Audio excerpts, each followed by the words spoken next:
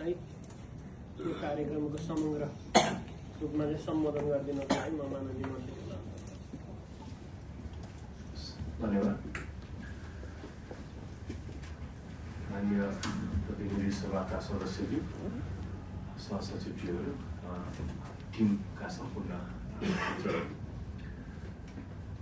सर्वप्रथम त यहाँहरू सबैजना स्टेक होल्डर्सहरू आएर आफ्नो महत्त्वपूर्ण फिडब्याक्सहरू यता प्रस्तुत गर्नुभएकोमा सम्पूर्णलाई हार्दिक धन्यवाद व्यक्त गर्न चाहन्छु।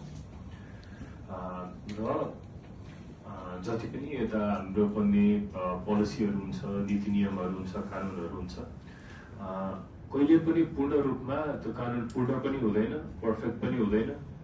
संविधानमा पनि चेन्जेसहरू आवश्यक जहिले पनि भइरहन्छ। सबैजना देशको 3 करोडै जनता बसेर बनाए पनि अझै केही न केही सुधारको ठाउँ भइ नै हाल्छ। त्यस्तै गरी ऐनमा पनि हुन्छ, नियमावली सबैतिर हुन्छ। हरेक कानुन आवश्यकता अनुसार संशोधनको लागि जहिले पनि खुल्ला हुन्छ, त्यो कानुनी प्रक्रिया। यस कानुन लगायत जति पनि हामीले कानुन नियमावली बनाउँछौँ, कुनै पनि एकदमै रिजिड भनेको संशोधनै हुन नमिल्ने, चेन्जै गर्न नमिल्ने भन्ने हुँदैन। आवश्यकताको अनुसार त्यो सबै हुनुपर्छ। आज यहाँले दिनुभएको कतिपय फिडब्याक्सहरू थोरै त्यसमा चेन्ज गर्नु पनि महत्त्वपूर्ण पनि मैले देखेँ। जसरी आवेदनको फरछोडको विषय उठाउनु भयो, एकदमै महत्त्वपूर्ण कुरा छ। त्यसलाई डेफिनेटली कुनै न कुनै समयमा कन्सल्टेन्सीहरूबाट पनि आवेदन आउँछ। हामीले जति मलाई त्यति होल्ड गर्न त त्यो पनि गभर्नेन्स भएन। त्यसलाई पनि कुनै न कुनै समय अवधि राखेर कति समय फरछोड गर्ने त्यो कुराहरू आफ्नो महत्त्वपूर्ण छ। त्यो कुराहरू हामी एड गर्दै जान सक्छौँ।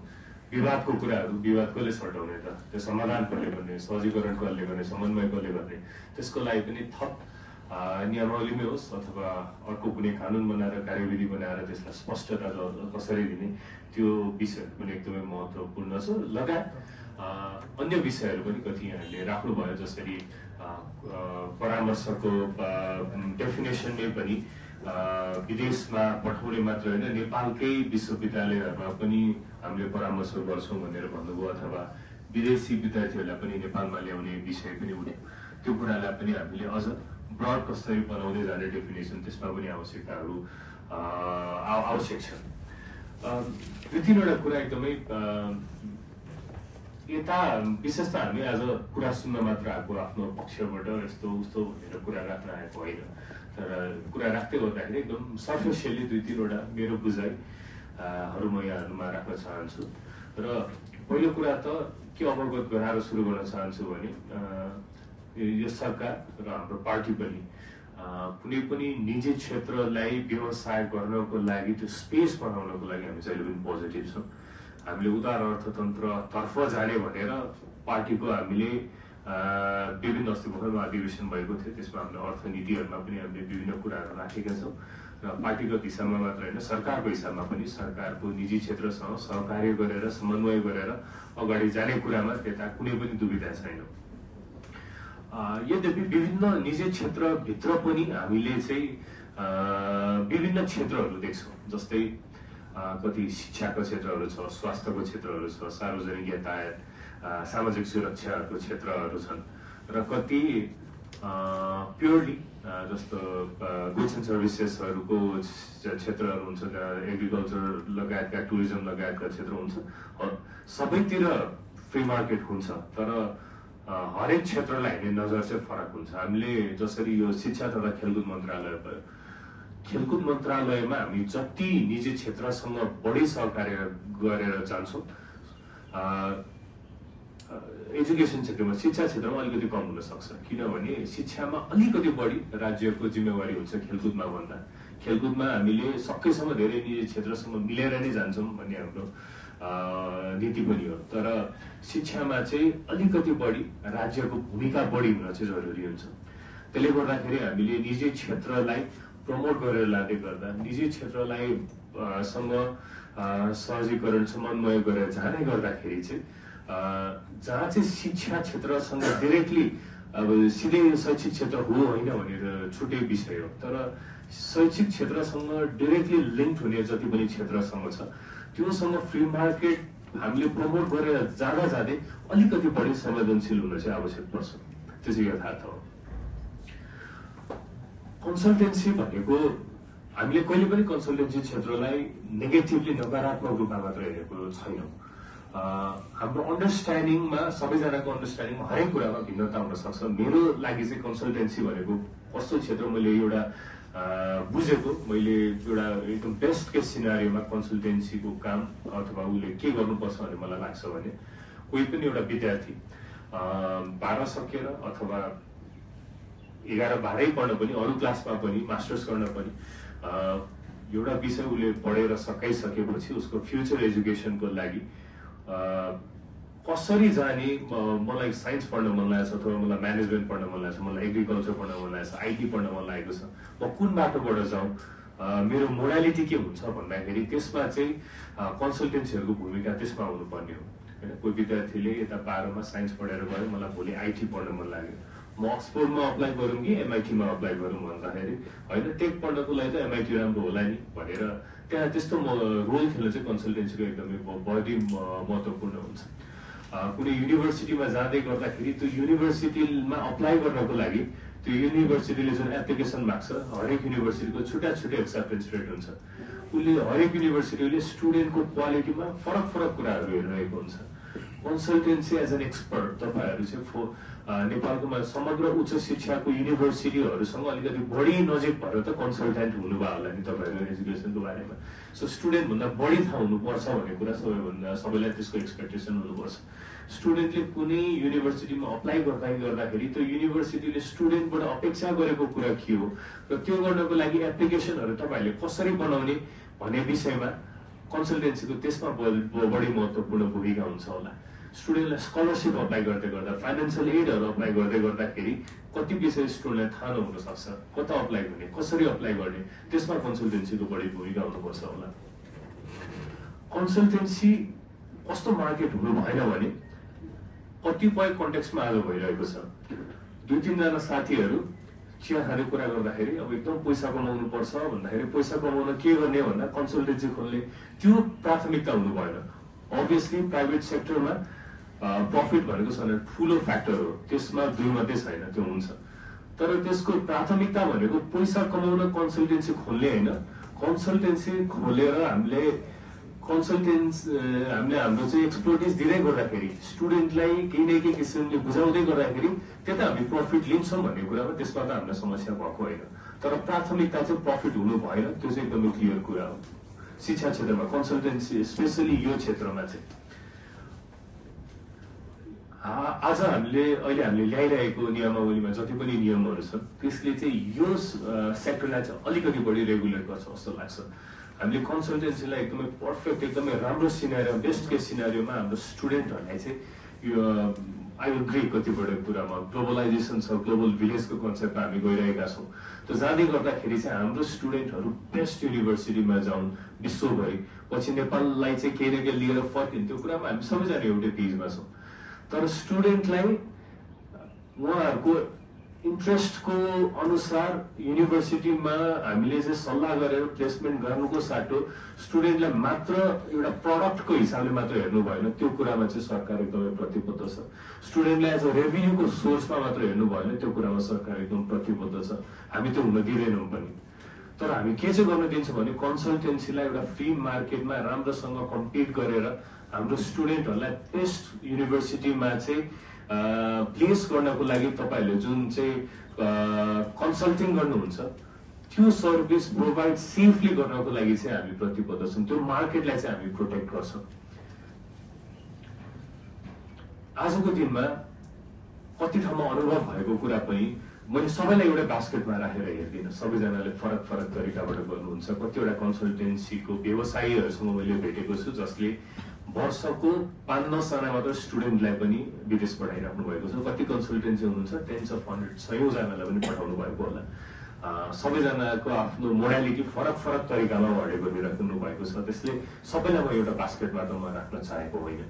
तर कतिपय केसमा के पनि भइरहेको छ भने स्टुडेन्ट्स कन्सल्टिङ लिन जानुहुन्छ। त्यहाँ जाँदाखेरि कतिजना त युनिभर्सिटी सोचेर पनि जानुहुन्छ होला, कतिजना नसोचिकन जानुहुन्छ होला। मात्र स्टुडेन्टलाई हामीले एज अ प्रडक्टको हिसाबले मात्र हेऱ्यो, रेभिन्यूको हिसाबले मात्र हेऱ्यौँ भने हामी एज अ सर्भिस प्रोभाइडर त्यो विद्यार्थीहरूलाई बेस्ट युनिभर्सिटीमा प्लेस गर्नको लागि होइन, हामीलाई सबैभन्दा बढी प्रफिट कुन युनिभर्सिटीबाट आउँछ त्यसमा प्लेस गर्न हामी लाग्छौँ। त्यसको लागि चाहिँ यो नियमन गर्न चाहिँ जरुरी छ भनेर हामी नियम ल्याएका हौँ। त्यसले गर्दाखेरि हजुरहरू सबै यो धरोटीको कुरा धेरै ठाउँमा आइरहेको छ। आई एग्री कि धरोटी यति धेरै पनि हुनु भएन कि एउटा मोनोपोली क्रिएट होस्, 2-4 व्यवसायीहरूले मात्र व्यवसाय गर्न पाओस्, सानो व्यवसायहरू सस्टेनै गर्न नसकोस् भन्ने हिसाबले त्यस्तो हाई पनि हुनु हुँदैन। तर यो सर्भिस भनेको यति सिरियस सेक्टर हो कि हामी यति संवेदनशील हुनुपर्छ कि literally we are sending hundreds of thousands of students abroad होइन। उहाँहरू नेपालको अहिलेको एजुकेसन कल्चर कस्तो छ, हामीले त्यति प्र्याक्टिकल बनाउन सकिसकेको छैन। आज 12सम्म स्टुडेन्ट्सहरू पढ्दै गर्दाखेरि हामीले जुन यसमा पनि हामीले इम्प्रुभ गर्न जरुरी छ। हामी सबैको कमजोरी छ, हामी त्यसको लागि पनि रहेका छौँ। 12सम्म पढ्दै गर्दाखेरि जुन एजुकेसन कल्चरमा त्यो स्टुडेन्टहरू हुर्केर 12सम्म जानुहुन्छ र उहाँहरू विदेश जान खोज्नुहुन्छ, विदेश जाँदा पनि त्यो युनिभर्सिटीको एप्लिकेसन प्रोसेसमा यदि स्टुडेन्टले कम्प्लिटली आफू इन्भल्भ भएर सबै प्रोसेस आफै गर्यो भने एउटा लेभलसम्म चाहिँ स्टुडेन्ट रेडी पनि हुन्छ त्यहाँ अप्लाई गर्नको लागि, त्यो युनिभर्सिटीमा एक्सेप्ट हुनको लागि। तर आजको दिनमा कति के पनि भइरहेको छ भने कन्सल्टेन्सीहरूले स्टुडेन्टलाई कसरी कुन युनिभर्सिटीमा अप्लाई गर्ने भन्ने विषयमा भन्दा पनि सबै प्रोसेस आफै नै गरिदिइरहेको छ। स्टुडेन्टले भर्नुपर्ने एप्लिकेसनहरू आफैले भर्तिरहेको छ, एसए कति ठाउँमा आफै लेखिदिरहेको छ र स्टुडेन्टलाई होइन कन्सल्टेन्सीलाई चाहिँ युनिभर्सिटीले एक्सेप्ट गरेर जस्तो देखिरहेको छ। किनभने हामीले त त्यो स्टुडेन्टलाई त रेडी बनाएर जानुपर्ने हो नि त। सबै काम 12सम्मको एजुकेसन कल्चर एक किसिमको छ, अप्लाई गर्ने बेलामा पनि सबै काम अरूले गरिदिइरहेको छ र हाम्रो स्टुडेन्टहरू त्यो फरेन युनिभर्सिटीमा पढ्न रेडी पनि भइराख्नु भएको छैन। त्यसले गर्दाखेरि पनि उहाँ विदेश गइसकेपछि कतिवटा समस्याहरूमा उहाँले फेस गरिराख्नु भएको छ। त्यस्तो पनि नहोस् भन्ने किसिमले पनि हामीले नियम ल्याएको छौँ। र धरोटीको कुरामा चाहिँ अघि मैले भनेको जसरी नै एकदम संवेदनशील सेक्टर अफ द मार्केट भएको हुनाले चाहिँ व्यवसाय गर्नको लागि मात्र व्यवसाय गरौँ भन्ने हिसाबले होइन, यसमा चाहिँ हामीले चाहिँ एकदमै हाम्रो काँधमा चाहिँ एकदमै ठुलो जिम्मेवारी बोकेर हामीले सर्भिसमा गएको हुनाले चाहिँ एउटा लेभल अफ धरौटी चाहिँ एकदमै यो क्षेत्रमा चाहिँ आवश्यक छ। किनभने हामीले त्यहाँ धरौटी राखेर काम गर्दै गर्दाखेरि त्यो सेन्स अफ रेस्पोन्सिबिलिटी चाहिँ हामीलाई फिल हुनुपर्छ। त्यसको लागि पनि हामीले एउटा धरौटी रकम यसमा योभन्दा धेरै राख्नुपर्छ भन्ने विषय पनि आएको हो। कतिपय केसमा म नाम नखुलाइकन भन्छु कन्सल्टेन्सीहरूबाट नै योभन्दा बढी राख्नुपर्छ भनेर पनि आएको छ।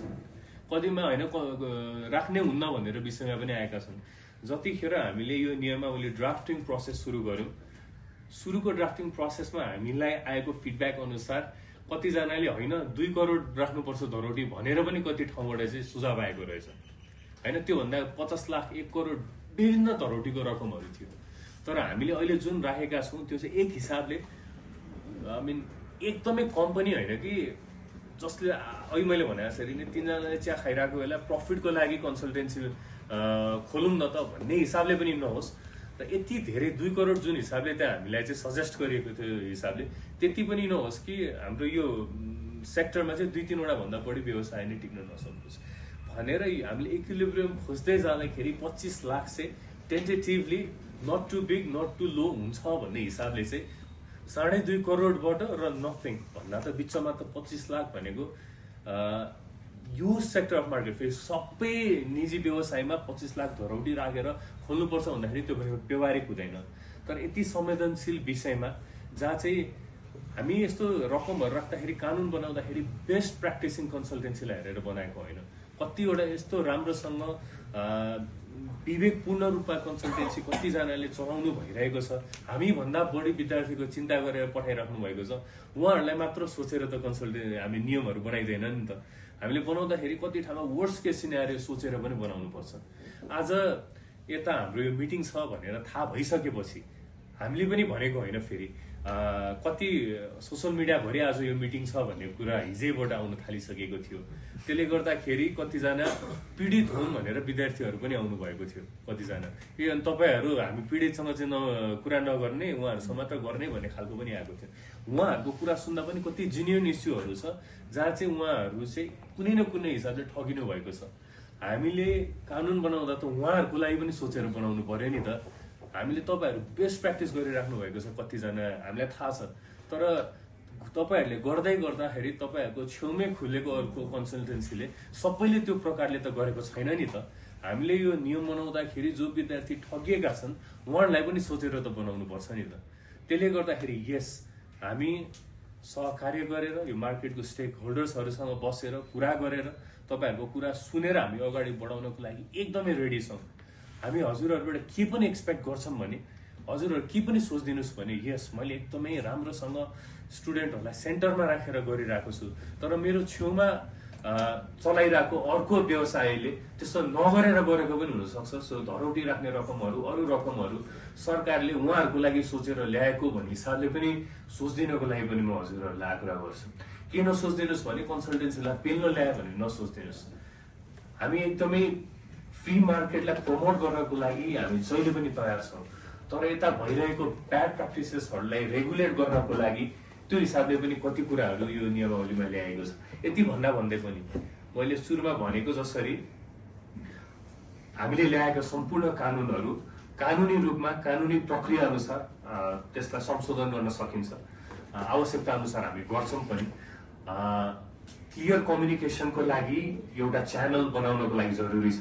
म मान्यज्यूलाई यसभन्दा अगाडि उहाँले जुन हामीले उहाँलाई रिक्वेस्ट पनि गरेका थियौँ कतिपय कुरामा एउटा च्यानल बनाइदिनु भनेर, उहाँले त्यो गर्नको लागि आजको दिनसम्म जुन भूमिका खेल्नु भयो त्यसको लागि पनि एउटा ब्रिजिङ फोर्स बनिदिनु भयो, त्यसको लागि पनि धन्यवाद व्यक्त पनि गर्न चाहन्छु। र हाम्रो सल्लाहकारज्यूलाई पनि त्यो ब्रिजिङ फोर्स बनिदिनु भएकोमा म धन्यवाद दिन पनि चाहन्छु। अघि हामी सल्लाह भएअनुसार अझ बढी यसलाई प्रभावकारी सर्ट टर्ममा मात्र होइन लङ टर्ममा पनि प्रभावकारी बनाउन के गर्नुपर्छ, जस्तो अहिले आयो नि वर्गीकरणहरूको कुरा। वर्गीकरण तुरन्त गर्न आवश्यक पनि छैन, किनभने त्यसमा चाहिँ गर्न सकिनेछ भन्ने मात्र प्रावधान अहिले नियमावलीमा। कति फेरि मैले बाहिर कति पनि छ भने कन्सल्टेन्सीसँग सल्लाह नगरी नियमावली आयो कि भन्ने कुरा त्यो पनि होइन। हजुरहरू मध्ये नै कतिजनासँग पनि नियमावली आउनुभन्दा अगाडि पनि बसेको हो, अन्य साथीहरूसँग पनि बसेको। कति ठाउँमा एउटा एकदमै राम्रो के फिडब्याक आएको थियो भने धरौटी राख्दै गर्दाखेरि अलिकति प्रोग्रेसिभ तरिकामा राखौँ न त। कतिजना स्टुडेन्ट हामीले जम्मा 15-20 जना पठाएका छौँ, कतिले 1000 जना पठाइराख्नु भएको छ। उहाँहरूलाई र हामीले दुइटैलाई 25 लाख त्यो न्याय भयो त भन्दै गर्दाखेरि कन्सल्टेन्सीहरूलाई चाहिँ कुन तरिकाबाट हामीले फर्दर जजमेन्ट गर्दाखेरि केही न केही एउटा मापदण्डहरू त हुनु, यस्तो साइन्टिफिक हुनु पर्यो, त्यसलाई हामीले सिस्टमेटिक बनाउनु पर्यो। त्यसको लागि वर्गीकरण गर्न सकिने छ भन्ने गरी हामीले एउटा कन्सेप्ट निकाले हो। त्यसलाई फर्दर डिफाइन गर्नको लागि हामीले कार्यविधि बनाएर फर्दर डिफाइन गर्न सक्छौँ। त्यसले गर्दाखेरि थोरै हामीले स्पेस छोडेका छौँ। त्यसलाई अझ यसलाई नियमावलीमै संशोधन गरेर यसलाई फर्दर डिफाइन गर्ने हो कि अरू कुनै सपोर्टिङ डकुमेन्ट बनाएर यसलाई अझ क्ल्यारिफाई गर्ने हो कि, त्यसमा हामी डेफिनेटली सम्पूर्ण स्टेक होल्डर्सहरूसँग बसेर हामी त्यो कुरा गर्न सक्छौँ। बिल्डिङ कोडको कुरा चाहिँ आजै हार्ड एन्ड फास्ट कम्प्लिटली त्यो बिल्डिङ कोडकै अन्तर्गत नरहेर चलाएको कन्सल्टेन्सीलाई आजै गएर भोलि नै गएर बन्द गर्छु त्यस्तो विषय होइन। हामीले आजको दिनमा हाम्रो नेपालभरिका पनि सम्पूर्ण 27,000 विद्यालयको चाहिँ इन्फ्रास्ट्रक्चर असेसमेन्ट निड असेसमेन्ट गर्ने भनेका छौँ। हामीले त्यो गर्दाखेरि पनि बिल्डिङ कोडलाई चाहिँ मिल्ने गरी हामीले जुन नयाँ मास्टर प्लानहरू बनाउँछौँ हाम्रो विद्यालयको इन्फ्रास्ट्रक्चर सेफ्टीको निड असेसमेन्टको, त्यो गर्दा हामीले हाम्रा विद्यालयहरूलाई पनि चाहिँ हामीले लङ टर्ममा चाहिँ धेरै हिसाबले चाहिँ त्यो इन्फ्रास्ट्रक्चर चाहिँ सेफ होस् भन्ने तरिकाले हामीले हाम्रै विद्यालयहरूमा पनि गरिरहेका छौँ। भएको छैन, हाम्रो विद्यालयहरू पनि भएको छैन। यही भवनकै कुरा गर्दाखेरि पनि हामीले कतिजनालाई एक्सेस हामीले दिन सकेका छैनौँ। कति कार्यक्रम गर्दाखेरि माथि छ यता लिफ्ट एलिभेटर छैन यता अहिले, अन्य कुनै बिल्डिङमा गर्ने कि भनेर सोच्ने पनि हामीले गरेका छौँ। त्यसले गर्दा कति हामीले पनि गर्न सकेका छैनौँ, हामी गर्दैछौँ। त्यो पनि लङ टर्ममा नयाँ बिजनेसहरू गर्दै गर्दाखेरि चाहिँ यहाँहरूबाट पनि अलिकति जिम्मेवारी महसुस गरेर त्यसलाई चाहिँ क्रमशः चाहिँ त्यसलाई गर्दै जाउँ भन्ने विषय हो। फेरि पनि